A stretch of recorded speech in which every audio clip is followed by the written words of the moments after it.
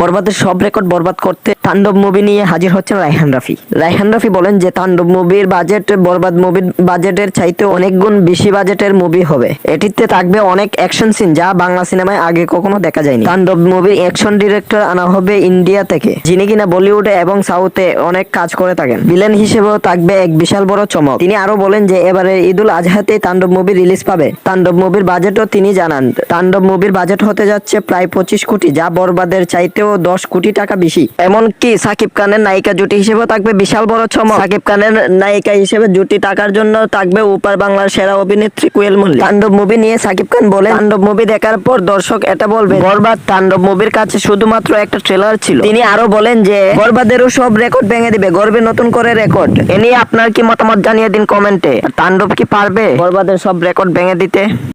যদি আপনার কাছে এই ভিডিওটি গ্রহণযোগ্য হয় তাহলে অবশ্যই চ্যানেলটি সাবস্ক্রাইব করে যাবেন। ধন্যবাদ। আজ এই পর্যন্তই, দেখা হবে নতুন কোনো ভিডিওতে।